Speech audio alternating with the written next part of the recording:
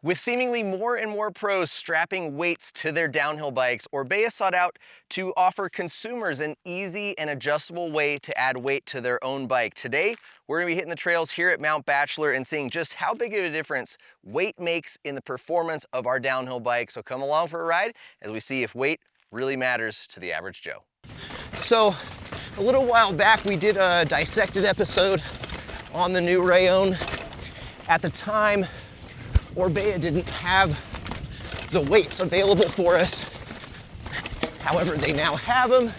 They shipped them to us, and we've been experimenting with running those weights in the downhill bike. So today's video, we're going to talk about how much does the weight affect how the bike feels for the average Joe. Traction, playfulness, overall suspension composure, a lot of things that weight will do to a bike. And I think that's a big reason a lot of the pros are strapping weights to their downhill bikes these days. Okay, so here is our first timed segment. No weights, big wood, dropping in, no pedals. Just gonna see how momentum builds, how cornering, braking, and suspension feel. Well, with some warm-up laps out of the way, we've just completed our first timed run, and we're gonna do a quick swap. And basically throughout the day, I'm gonna pick a number of different segments where I think weight will shine potentially positive and negatively on how this bike feels. So right now, just press this little button, pop the cover off. It's pretty easy to access that. And we're gonna start by installing this weight. Now, again, the gravity link is easily removable. You've got adjustments from progressive and linear, and you know, between the Enduro spec Rallon or the DH spec Rallon, you've got even more options from running mullet, dual 29, high, low, as well as progressive and linear within each of those settings. So there's quite a bit of adjustability in the bike. We made a dissected, we'll link that. We'll really go deep into all those features there. So today we're gonna talk more about the performance changes and what we feel. Timed lap number 2, I set my suspension O-rings just to see if that extra mass changes how the bike feels, how much travel I use. Again, no pedaling, so I can see how the bike accelerates out of turns. Try to eliminate a variable of fatigue and composure. Oh God, okay. All right. So we got a couple of tests that I'm looking for on this track here. One is braking bump composure. One is pre-hop and jumping, which was that. Noticeable, but obviously didn't stop me from making it. Let's see how it handles a big hit. Okay. I think 3 seconds faster. That's pretty significant. So track 1 feedback. I kind of missed a braking point or two, and I can't tell if that's because I was going faster into the corners or the added weight was slightly messing with the calibration of like how hard I felt like I needed to grab. Composure through the bomb holes, the bike just felt a little more settled, as you would expect, right? It's like that e-bike effect that so many riders like and appreciate.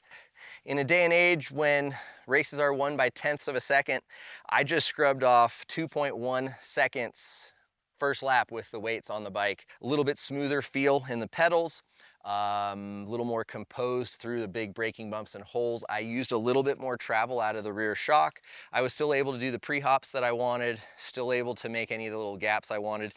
A little bit more energy and effort to make those, but also a little less effort and energy to keep myself and the bike composed and in line where I wanted to go, as the bike just sat a little nicer. So I'm gonna take that as a win for the weights category, and now move to the next section. Here we go, unweighted.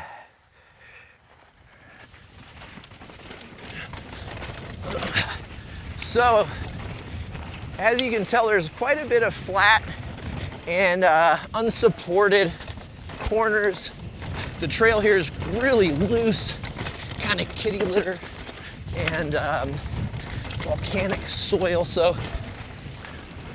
the traction gains from the weight are quite notable.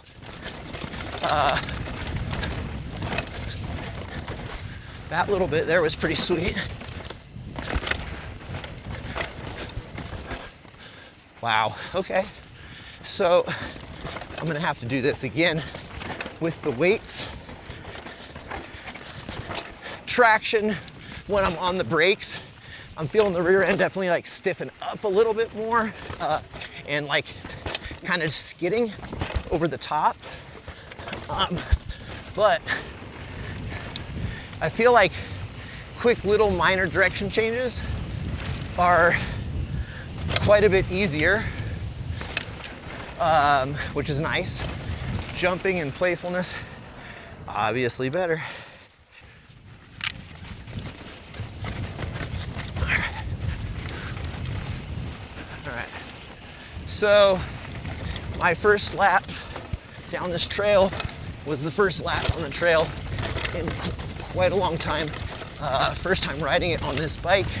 So after noticing a pretty significant difference from lap 1 to 2, I repeated my weighted run here. So I'm gonna see just how big of a difference I can put onto this bike here now that I've ridden the trail a couple times and what that means. Because yeah, I was a little skittish and timid. Uncertain on the bike and the terrain. So, and I screwed that line up, so I intentionally repeated that. Wow. Yeah. I'm fit. Woo. Braking, composure, and traction, notably different. Picking up momentum, much better. Deceleration, slower. More braking effort. Little quick changes in direction, also more effort. So 2 segments down, what are my takeaways so far before the third and final timed stage? So I am learning that I wasn't all that wrong in what I was expecting to feel and experience out on the trail. Might not be a big surprise there, right? What I was noticing both on stage 1, 2, and 3 is under braking, especially the traction and suppleness of the rear end is much better with the weight. I'm not slowing down quite as easily with the weight. Also, it is taking a little bit more effort, energy, like conscious thinking to move the bike offline or to change directions. It's not a lot, it's not a deal breaker, right? Especially when we get to the times. What I can say is that there are very noticeable differences in the bike. One, I've slowed rebound down 2 clicks when it's unweighted to reduce some of the bucking feeling I was getting, especially like because on some of the really steep trails, you're trying to stay low and keep on the ground so you don't just run away with speed and stay on the brakes. And I would notice that a root ball or a rock would kind of kick the back end, even with the slower rebound. The weight just kind of kept that back end settled a little more. Again, the traction when I was on the brakes, the tire and the bike just wanted to stick in a little bit better and hold its, hold its line instead of wanting to like skid and drift the back end. Moving on from that, again, the physical aspect was a trade-off, just the extra energy and effort. It wasn't a deal breaker, especially when I look here at the clock and I see that my time's a 1:54.6 compared to a 2-minute time. So, if I was going out to a race weekend and I knew I could take 5+ seconds off of my race run, like, you better believe that would take me from, I don't know, just in the top 10 to potentially getting onto a podium, or maybe a top 15 to a sub top 10. I think that's pretty awesome. And it kind of backs up the story that I was told about, you know, Martin Mays and Orbea and their testing protocols or testing process of this bike. And the biggest gains they saw came from strapping weight onto this bike. The way it accelerated when I let off the brakes, the composure, the extra bit of traction to like really just kind of push the bike down, especially in like unsupported corners that were a little bit loose over hard. I just had a lot more confidence letting this bike go and stay calm and composed with that weight. Braking points and braking power are a little bit different, and the physical necessity to move the bike awkwardly and offline were something to take into account, but the numbers don't lie. It's faster. So let's move on to section 3 and see how it performs there. A little lower gradient, little flatter trail with some high frequency washboards and braking bumps and very quick berm turns. So could be anyone's game there. I don't know what's gonna transition out of those corners faster, weighted or unweighted, but let's go find out. 3, 2, 1, dropping.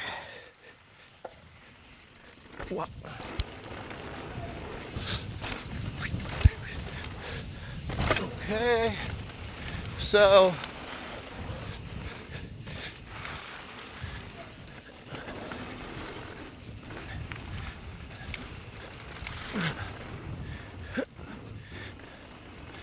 here we go.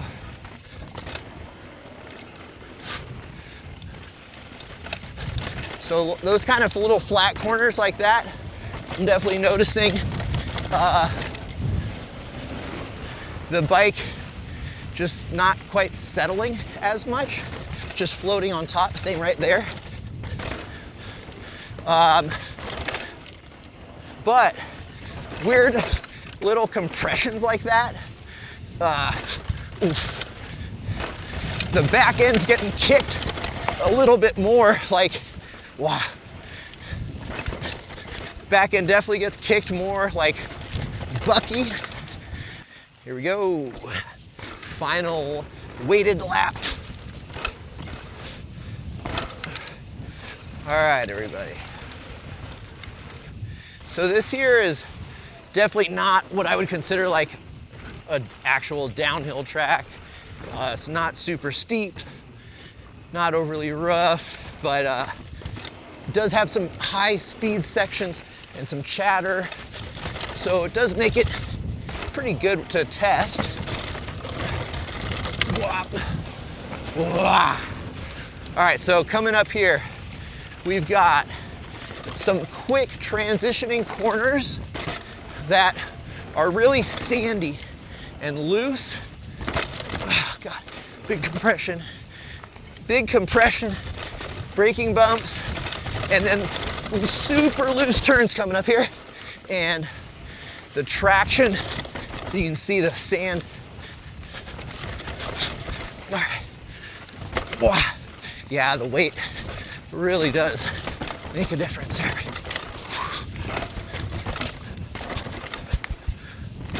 Wow.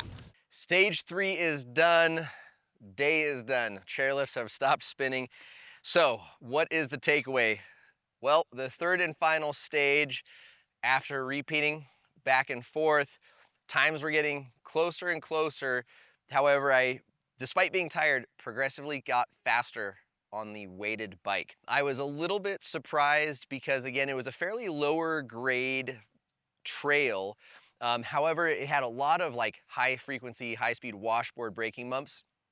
And I think the really sandy back-to-back corners were kind of like the next step in what made the weighted bike excel. I felt a little bit more timid and just suffered from a little bit less, I guess, confidence and traction. 110 was the fastest time on the weighted bike. 113 was my fastest unweighted time. And I really do believe that it's kind of the pumping and accelerating out of corners and the composure I had over those high speed braking bumps made the difference in such a short section. But nevertheless, the differences in time were there. The differences in feel of the bike were there. So without, really analyzing what percentage of the bike's weight is being, added or subtracted. All I can say is what I felt. I was expecting some pros, some cons. I felt those pros and cons, but it was really neat and different to actually feel what I knew and expected would be happening on the trail, and to see how perceivable, and in some cases how imperceivable, those differences were. So namely, my big takeaways were, is it a big noticeable difference? Well, I mean, yes and no. I would be happy riding this bike if I never knew the weights existed. Now that I know they exist, I would opt to run the bike with the weights. It gives me a smoother feeling rear end, right? I'm a rider who doesn't seek out jump trails. If I go to Whistler, like, I won't hit A-line if I'm there for a week. I'll ride nothing but the techie downhill trails. And some people might be the exact opposite, right? So for me, I'm looking for a bike that is comfortable, composed, who lets me at 42 years old and is trying to just not embarrass myself by going too slow, ride a bike, a downhill bike specifically, the way I want to ride a downhill bike. Yes, I noticed that the lack of, I won't say the lack of playfulness, but the playful ability, the agility of the bike did suffer a little bit. It was not inhibitive in allowing me to do the things that I wanted to do. If I wanted to get offline or pick the bike up to get it somewhere to set up for a corner, or if I wanted to exit a turn and kind of cut in hard, if I wanted to pre-hop something or try to style something out as best as, an old dog can, I was able to do those things. But I did notice that it required a little less forethought, a little less effort and energy to yank and pull and move the bike without the weights. The flip side to that is, especially here where there's lots of flatter, unsupported corners, there is a lack of traction everywhere. The bike sat in a bit more with that added weight. Not a surprise, right? So by sitting in, penetrating through that kind of soft upper layer of silty, volcanic, loose over hard that we have here, I felt more confident. I could corner a little more aggressively. I could push into the bike more aggressively. When it came time to slow down, I had better traction, but I kind of kept underestimating the braking force and power I need. So yeah, comfort, traction, confidence. The suspension platform felt better. It was unsettled less easily, and it just kind of allowed me to focus more on what was going on ahead. So that being said, I really like the bike. It it's not my favorite downhill bike out at the moment. This isn't our long-term review. I still want to ride it a lot more. I would still like to tune it in more. There are moments of absolute greatness where I really, really like this thing. But in, total fairness, I haven't ridden a downhill bike yet this season. Well, other than when I rode this for our Dissected, which shortly thereafter resulted in me having a bit of a hand and wrist injury. So I'd like to get reacclimated to downhill bikes before I complete our long-term review. All that to say, there were moments on my home mountain where I ride a lot at Mount Bachelor that this bike absolutely shined and excelled, and I was very, very comfortable, and it was extremely fun, confident, and felt fast.